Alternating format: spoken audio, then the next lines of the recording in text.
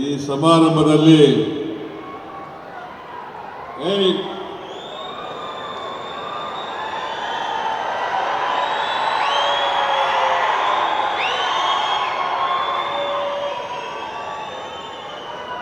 ಮುಖ್ಯ ಅತಿಥಿಗಳಾಗಿ ಭಾಗವಹಿಸಿ ಈಗ ತಾನೇ ಮಾತನಾಡದಂತ ಸರ್ಕಾರದ ಉಪಮುಖ್ಯಮಂತ್ರಿಗಳಾದಂಥ ಶ್ರೀ ಡಿ.ಕೆ. ಶಿವಕುಮಾರ್ ಅವರ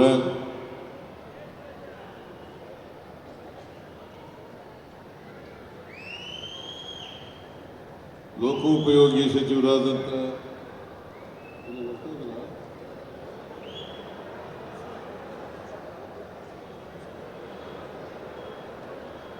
ವಿಜಯನಗರ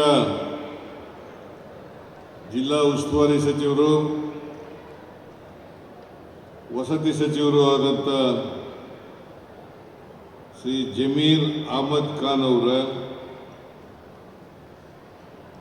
ಸಣ್ಣ ನೀರಾವರಿ ಸಚಿವರಾದಂಥ ಬೋಸರಾಜ್ ಅವರ, ಉನ್ನತ ಶಿಕ್ಷಣ ಸಚಿವರಾದಂಥ ಶ್ರೀ ಸುಧಾಕರ್ ಅವರ, ಲೋಕಸಭಾ ಸದಸ್ಯರಾದಂಥ ಶ್ರೀ ತುಕಾರಾಮ್ ಅವರ, ಈ ಸಮಾರಂಭದ ಅಧ್ಯಕ್ಷರು, ಕೂಡ್ಲಿಗಿ ಕ್ಷೇತ್ರದ ಜನಪ್ರಿಯ ಶಾಸಕರು ಆದಂಥ ಶ್ರೀ ಎನ್.ಟಿ. ಶ್ರೀನಿವಾಸ್ ಅವರ,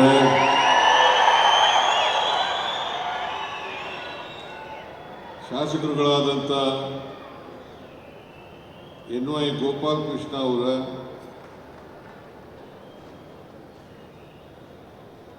ರಘುಮೂರ್ತಿ ಅವರ, ಲತಾ ಮಲ್ಲಿಕಾರ್ಜುನ ಅವರ,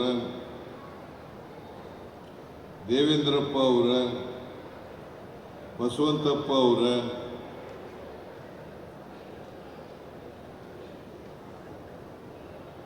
ಬಿ.ಎಂ. ನಾಗರಾಜು ಅವರ, ಮಾಜಿ ಸಚಿವರಾದಂಥ ಅಲ್ಲಂ ವೀರಭದ್ರಪ್ಪ ಅವರ,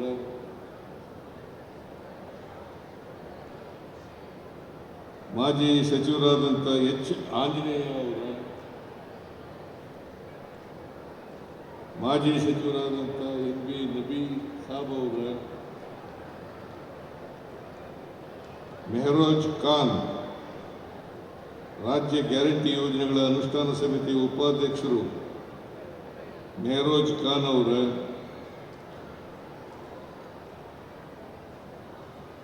ಲಿಡ್ಕರ್ ಸಂಸ್ಥೆಯ ಅಧ್ಯಕ್ಷರಾದಂಥ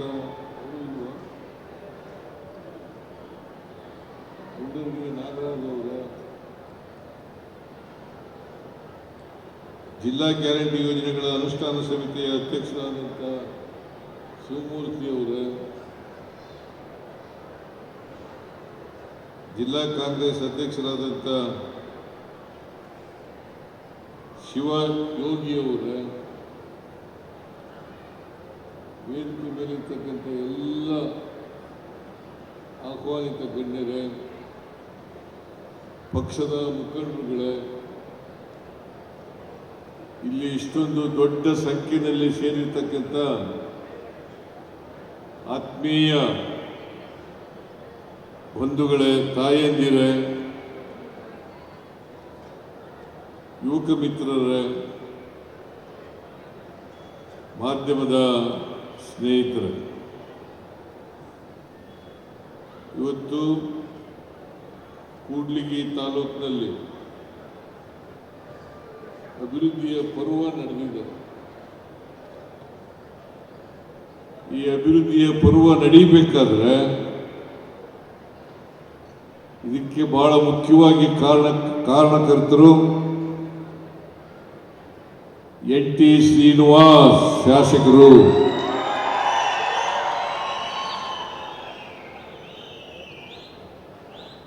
ಇವತ್ತು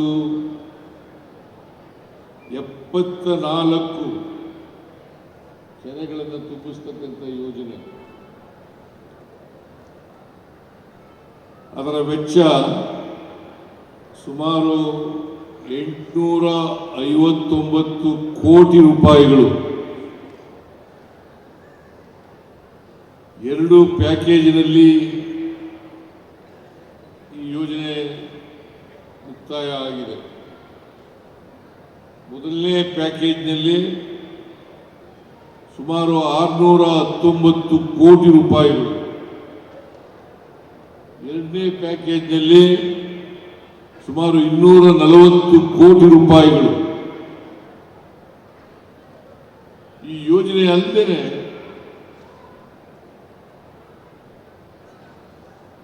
ಅನೇಕ ಅಭಿವೃದ್ಧಿ ಕಾರ್ಯಕ್ರಮಗಳಿಗೆ ಶಂಕುಸ್ಥಾಪನೆ ಮತ್ತು ಉದ್ಘಾಟನೆ ಕಾರ್ಯಕ್ರಮವನ್ನು ಎನ್ ಟಿ ಶ್ರೀನಿವಾಸರವರು ಹಮ್ಮಿಕೊಂಡಿದ್ದಾರೆ. ಬಹುಶಃ ಇಲ್ಲಿವರೆಗೆ 1250 ಕೋಟಿ ರೂಪಾಯಿಗಳನ್ನು ಕೂಡ್ಲಿಗಿ ಕ್ಷೇತ್ರಕ್ಕೆ ಅನುದಾನವಾಗಿ ತಂದಿದ್ದಾರೆ. 1250 ಕೋಟಿ. ನೀವೆಲ್ಲ ಅದೃಷ್ಟವಂತರು. ಕಾರಣ ಯಾಕಪ್ಪ ಅಂತಂದ್ರೆ ಇಂಥ ಕ್ರಿಯಾಶೀಲ ಜನಪರವಾಗಿರ್ತಕ್ಕಂಥ ಸರಳ ಸಜ್ಜನಿಕೆಯ ಶಾಸಕರನ್ನ ಪಡೆದಿದ್ದೀರಿ ಅಂತಕ್ಕಂಥದ್ದು ನೀವೆಲ್ಲರೂ ಕೂಡ ಅದೃಷ್ಟಶಾಲಿಗಳು ಅಂತಕ್ಕಂಥ ಮಾತುಗಳನ್ನು ಹೇಳಲಿಕ್ಕೆ ಬಯಸ್ತಾ ಇದ್ದೀನಿ.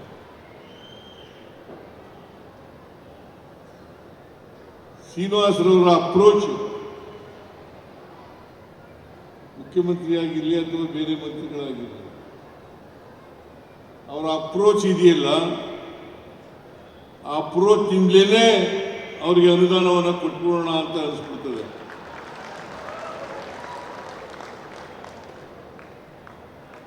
ಅಂತ ಸೌಜನ್ಯ ಇರ್ತಕ್ಕಂಥ ಸರಳ ಸಜ್ಜನಿಕೆಯ ಶಾಸಕ ಅಂತಕ್ಕಂಥ ಮಾತುಗಳನ್ನು ಈ ಸಂದರ್ಭದಲ್ಲಿ ಹೇಳಲಿಕ್ಕೆ ಬಯಸ್ತಾ ಇದ್ದೇನೆ. ಬಹುಶಃ ಬಹಳ ಹಿಂದುಳಿದಿರ್ತಕ್ಕಂಥ ತಾಲೂಕು ಕೂಡ್ಲಿಗಿ ವಿಧಾನಸಭಾ ಕ್ಷೇತ್ರ. ಈ ವಿಧಾನಸಭಾ ಕ್ಷೇತ್ರ ಬಹುಶಃ ಇನ್ನು ಮುಂದೆ ಮುಂದುವರಿದ ಕ್ಷೇತ್ರವಾಗಿ ಆಗ್ತದೆ ಅಂತಕ್ಕಂಥ ಮಾತುಗಳನ್ನು ಹೇಳಿದ್ರೆ ಅದು ಅತಿಶಯೋಕ್ತಿ ಆಗಲಾರದು ಅಂತಕ್ಕಂಥ ಮಾತುಗಳನ್ನು ಹೇಳಲಿಕ್ಕೆ ಬಯಸ್ತಾ ಇದ್ದೇನೆ. ಈ 74 ಕೆರೆಗಳಿಗೆ ನೀರು ತುಂಬಿಸ್ತಕ್ಕಂಥ ಕೆಲಸ NY ಗೋಪಾಲಕೃಷ್ಣ ಶಾಸಕರಾಗಿದ್ದಾಗ ಮಾಡಿಸಿದ್ದು. ಸುಮಾರು 21ನೇ ಇಸ್ವಿ 2021ನೇ ಇಸ್ವಿನಲ್ಲಿ ನಮ್ಮ ಪಾರ್ಟಿನಲ್ಲಿ ಶಾಸಕರಾಗಿರಲಿಲ್ಲ. ಆದರೆ ಅವರು ಕಾಂಗ್ರೆಸ್ನವರೇ. ಕಾರಣಾಂತರದಿಂದ ಬಿಜೆಪಿನಲ್ಲಿ ಇದ್ರು. ಈಗ ಮತ್ತೆ ಕಾಂಗ್ರೆಸ್ಗೆ ಬಂದಿದ್ದಾರೆ. ಮೊಳಕಾಲ್ಮೂರಿನ MLA ಈಗ. ಅವ್ರ ಕಾಲದಲ್ಲಿ ಇದು ಮಂಜೂರಾದದ್ದು. NT ಶ್ರೀನಿವಾಸ್ ಅವರು ಶಾಸಕರಾಗಿ ಇನ್ನು 10 ದಿನಗಳಾದರೆ 2.5 ವರ್ಷಗಳಾಗ್ತದೆ. 10 ದಿನಗಳಾದರೆ 2.5 ವರ್ಷ ಶಾಸಕರಾಗಿ. 2.5 ವರ್ಷದಲ್ಲಿ ಅಸಾಧ್ಯವಾದಂಥ ಕೆಲಸವನ್ನು ಮಾಡಿದ್ದಾರೆ. NY ಗೋಪಾಲಕೃಷ್ಣ ಕಾಲದಲ್ಲಿ ಪ್ರಾರಂಭ ಆದಂತಹ ಯೋಜನೆ ಮುಗಿದಿರಲಿಲ್ಲ. ಉಳಿದ ಅನುದಾನವನ್ನು ಕೊಡಿಸಿ, ಆಮೇಲೆ ಫಾರೆಸ್ಟ್ ಕ್ಲಿಯರೆನ್ಸ್ ಅನ್ನು ಕೊಡಿಸಿ,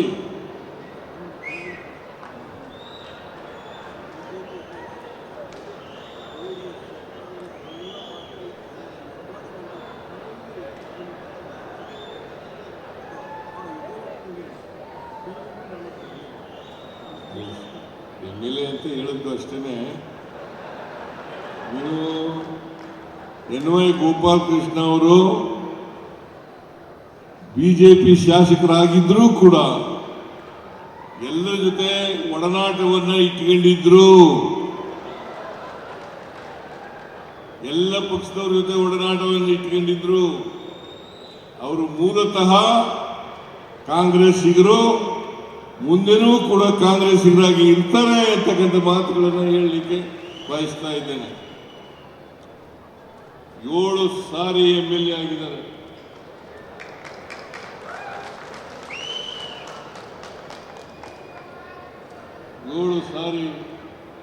MLA ಆಗಿದ್ದಾರೆ.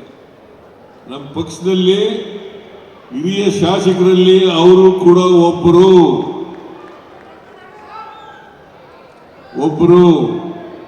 ಯಾವುದೇ ಕಿರಿಕಿರಿ ಇಲ್ಲೇ ಇರ್ತಕ್ಕಂಥ ಶಾಸಕರು ಯಾರು ಇದ್ರೆ ಅದು ಗೋಪಾಲ್ ಕೃಷ್ಣ ಅಂತಕ್ಕಂಥ ಮಾತುಗಳನ್ನು ಹೇಳಲಿಕ್ಕೆ ಬಯಸ್ತಾ ಇದ್ದೇನೆ. ನಾನು ಈ ಸಂದರ್ಭದಲ್ಲಿ ಗೋಪಾಲ್ ಕೃಷ್ಣ ಅವರಿಗೆ ಮತ್ತೆ NT ಶ್ರೀನಿವಾಸ್ ಅವರಿಗೆ ಸರ್ಕಾರದ ವತಿಯಿಂದ ಅಭಿನಂದನೆಗಳನ್ನು ಸಲ್ಲಿಸಲಿಕ್ಕೆ ಬಯಸ್ತಾ ಇದ್ದೇನೆ. ಯಾಕಂತಂದ್ರೆ ಇದು ಒಂದು ಬರಡು ಪ್ರದೇಶ. 1,70,000 ಜನ, 70,000 ಜನ, 1,70,000 ಜನರಿಗೆ ಕುಡಿಯ ನೀರು, ಕೃಷಿ ಚಟುವಟಿಕೆಗಳಿಗೆ ನೀರನ್ನು ಕೊಡ್ತಕ್ಕಂಥದ್ದು ಅಷ್ಟೇ ಅಲ್ಲ, ಅಂತರ್ಜಲ ಮೇಲಕ್ಕೆ ಬರಲಿಕ್ಕೆ ಕಾರಣ ಆಗ್ತದೆ ಅಂತಕ್ಕಂಥ ಮಾತುಗಳನ್ನು ಈ ಸಂದರ್ಭದಲ್ಲಿ ಹೇಳಲಿಕ್ಕೆ ಬಯಸ್ತಾ ಇದ್ದೇನೆ. ಆದ್ರಿಂದ ಇದು ಬಹಳ ಅತ್ಯುತ್ತಮ ಕೆಲಸ ಅಂತಕ್ಕಂಥದ್ದು. ಕರ್ನಾಟಕದಲ್ಲಿ 42 ಲಕ್ಷ ಹೆಕ್ಟೇರ್ ಪ್ರದೇಶದಲ್ಲಿ ನೀರಾವರಿ ಮಾಡಬಹುದು. 42 ಲಕ್ಷ ಹೆಕ್ಟೇರ್ ಪ್ರದೇಶದಲ್ಲಿ ನೀರಾವರಿ ಮಾಡಬಹುದು. ಇಲ್ಲಿವರೆಗೆ ನಾವು ಮಾಡಿರ್ತಕ್ಕಂಥದ್ದು 30 ಲಕ್ಷ ಹೆಕ್ಟೇರ್ ಪ್ರದೇಶ. 30 ಲಕ್ಷ ಹೆಕ್ಟೇರ್ ಪ್ರದೇಶ. ಇನ್ನು ನಾವು ನೀರಾವರಿಗೆ ಹೆಚ್ಚು ಒತ್ತನ್ನು ಕೊಡ್ತಾ ಇದ್ದೀವಿ, ರೈತರಿಗೆ ಹೆಚ್ಚು ಒತ್ತನ್ನು ಕೊಡ್ತಾ ಇದ್ದೀವಿ ಅಲ್ಲ. ಸಮಾಜದಲ್ಲಿ ಅಸಮಾನತೆ ಇದೆ. ಈ ಅಸಮಾನತೆಯನ್ನು ಹೋಗಲಾಡಿಸಲಿಕ್ಕೋಸ್ಕರವಾಗಿ ನಾನು 2013ರಿಂದ 2018ವರೆಗೆ ಮುಖ್ಯಮಂತ್ರಿ ಆಗಿರುವಾಗ ಅನೇಕ ಭಾಗ್ಯಗಳನ್ನು ನೀಡಲಿಲ್ಲ, ಅನೇಕ ಭಾಗ್ಯಗಳನ್ನು ಜಾರಿಗೆ ತರ್ತಕ್ಕಂಥ ಕೆಲಸವನ್ನು ನಮ್ಮ ಸರ್ಕಾರ ಮಾಡಿತ್ತು. ಈಗ ಮತ್ತೆ 2ನೇ ಬಾರಿ ಮುಖ್ಯಮಂತ್ರಿ ಆದಮೇಲೆ 2023ರಲ್ಲಿ ಮುಖ್ಯಮಂತ್ರಿ ಆದೆ. 2023 ಮೇ 20ನೇ ತಾರೀಕು ಮುಖ್ಯಮಂತ್ರಿ ಆದೆ. ನಾನು ಚುನಾವಣೆಗಿಂತ ಮುಂಚಿತವಾಗಿ ನಮ್ಮ ಪಕ್ಷ, ನಾನು ಮತ್ತು DK ಶಿವಕುಮಾರ್ ಅವರು ಅಧ್ಯಕ್ಷರಾಗಿ, ನಾನು ಮುಖ್ಯಮಂತ್ರಿ ವಿರೋಧ ಪಕ್ಷದ ನಾಯಕನಾಗಿ ಜನತೆಗೆ ಆಶ್ವಾಸನೆಗಳನ್ನು ಕೊಟ್ಟಿದ್ದು.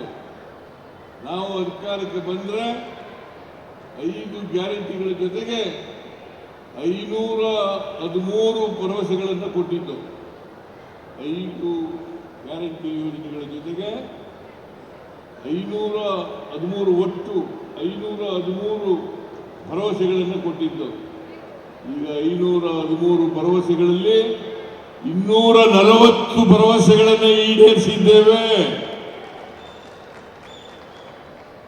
ಜೊತೆಗೆ 5 ಗ್ಯಾರಂಟಿ ಯೋಜನೆಗಳನ್ನು ಕೂಡ ಜಾರಿಗೆ ತಂದಿದ್ದೇವೆ. ಏನಪ್ಪ ಕೂತ್ಕೊಳ್ರಿ.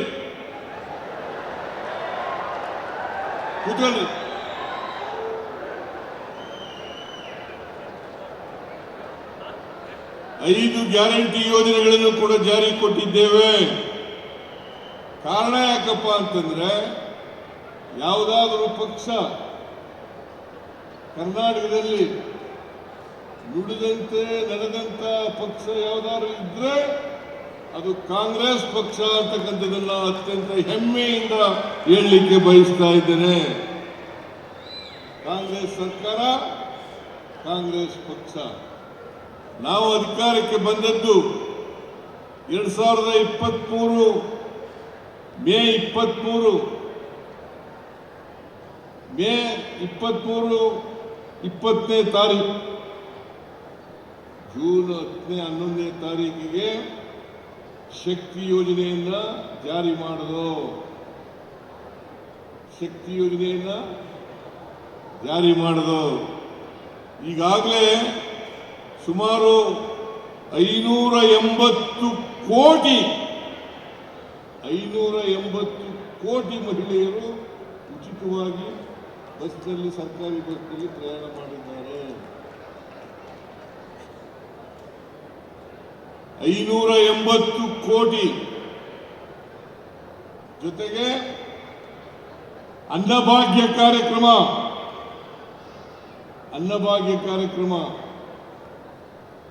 ನಾನು ಹಿಂದಿನ ಸರ್ಕಾರದಲ್ಲಿ, ಹಿಂದೆ ನಾನು ಮುಖ್ಯಮಂತ್ರಿಯಾಗಿದ್ದಾಗ 5 ಕೆಜಿ ಅಕ್ಕಿಯನ್ನ ಉಚಿತವಾಗಿ ಕೊಡ್ತಕ್ಕಂಥ ತೀರ್ಮಾನವನ್ನ ಮಾಡಿದೆ.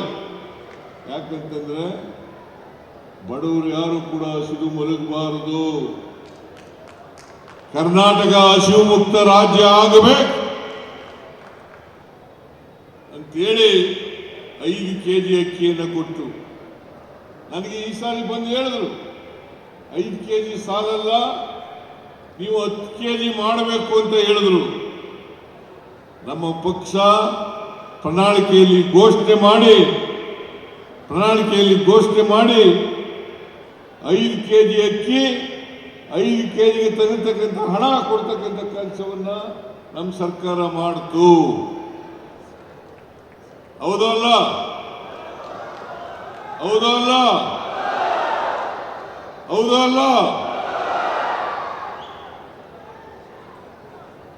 ಆಮೇಲೆ 200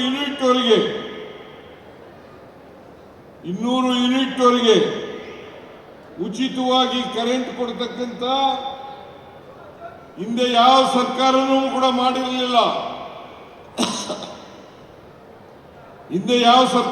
ಮಾಡಿರಲಿಲ್ಲ.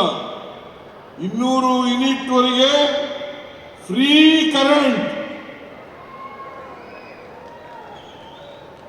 ಆಮೇಲೆ ಎಲ್ಲ ಪಂಪ್ ಸೆಟ್ಗಳಿಗೆ 19,000 ಕೋಟಿ ಸಬ್ಸಿಡಿಯನ್ನು ಕೊಡ್ತಕ್ಕಂಥ ಕೆಲಸವನ್ನು ಮಾಡಿದ್ರು. ಹೌದಲ್ವೇನ್ರಿ? ಕೈ ಎತ್ತದಿಲ್ವಲ್ಲ ನೀವು? ಯಾಕೆ?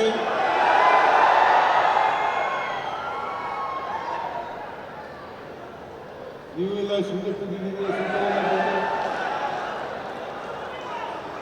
ಇವೆಲ್ಲ ಲೀಡರ್ಗಳು ಹೇಳ್ಬೇಕು. ಇವನ್ನೆಲ್ಲ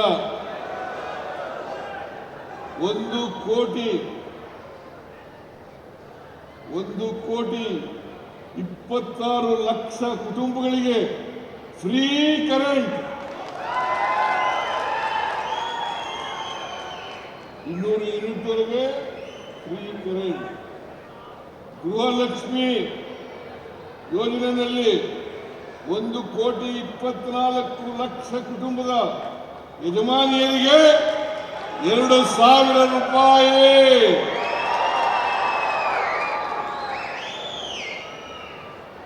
2,000 ರೂಪಾಯಿ. ಯಾಕಂತಂದ್ರೆ ಪ್ರತಿಯೊಬ್ಬ ಬಡವರ ಕೈನಲ್ಲೂ ಕೂಡ ದುಡ್ಡಿರಬೇಕು. ದುಡ್ಡಿದ್ರೆ ಕೊಂಡ್ಕೊಳ್ತಕ್ಕಂಥ ಶಕ್ತಿ ಜಾಸ್ತಿ ಆಗ್ತದೆ. ಕೊಂಡ್ಕೊಳ್ತಕ್ಕಂಥ ಶಕ್ತಿ ಬಂದ್ರೆ ಆರ್ಥಿಕ ಚಟುವಟಿಕೆಗಳು ಪ್ರಾರಂಭ ಆಗಲಿಕ್ಕೆ ಸಾಧ್ಯ ಆಗ್ತದೆ. ಇದನ್ನ ಅರ್ಥ ಮಾಡ್ಕೋಬೇಕಾಗ್ತದೆ.